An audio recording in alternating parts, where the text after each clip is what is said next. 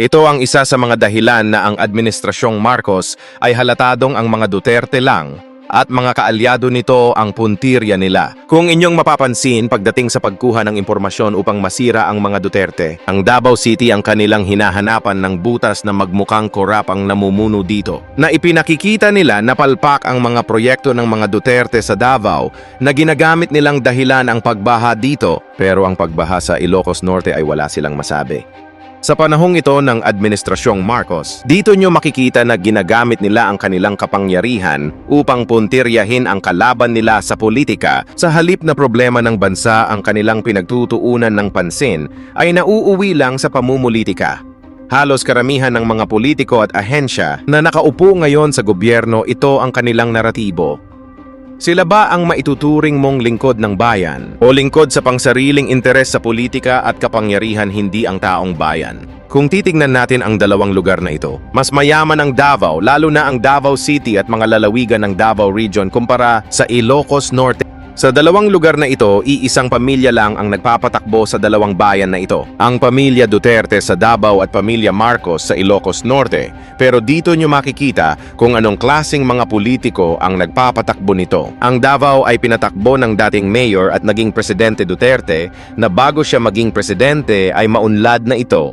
Para ito sa mga Duterte diehard haters. So bago nyo kami yabangan, bago nyo kami pagyabangan sa inyong mga lugar o sa mga achievement ng mga lugar ninyo, siguraduhin nyo muna na ganito kadami yung mga asset na mayroon kayo sa inyong lugar. Dahil dito sa Davao City ay sobra-sobra at hindi mabilang yung ganitong mga asset ng 911, ng CDRMO at rescue operation vehicles at marami pa, no. So yan, makikita natin mga boss, hindi mabilang yung napakadaming mga vehicles po na asset ng City Government of Davao. Ayan.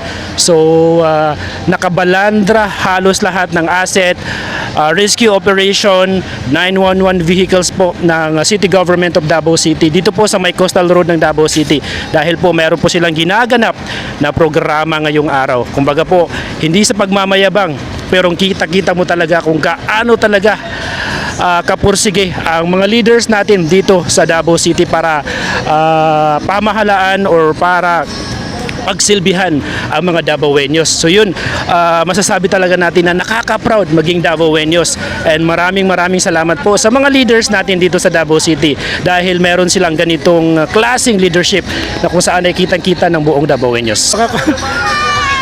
Sa ato mga CDRMO, ayan, sila mga boss.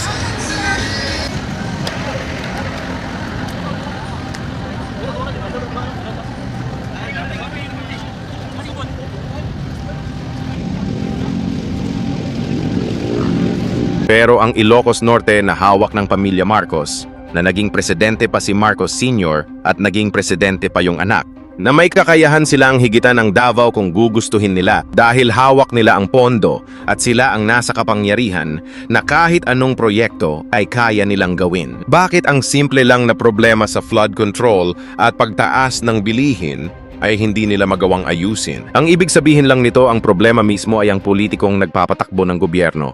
Kung ang layunin nila ay pagmamahal sa bayan, ang pag-iisip ng mga ito. Marami ng proyekto ang natapos sa kanilang pagpapatakbo na habang tumatagal ay lalo tayong nababaon sa utang na wala namang nakikitang pagbabago sa Pilipinas. Ang mga buwis na nakukuha sa taong bayan ay hindi nagagamit sa tama kundi nauuwi lamang sa bulsa ng mga politiko. Ang makalumang sistema ng gobyerno noon at ngayon ay walang pagbabago at ayaw ng pagbabago dahil sa mga lumang politiko rin ang nagpapatakbo nito. Kung hindi mapapalitan ang lahat ng mga lumang politiko na walang pagmamahal sa bansa, magtutuloy-tuloy lang ang korupsyon.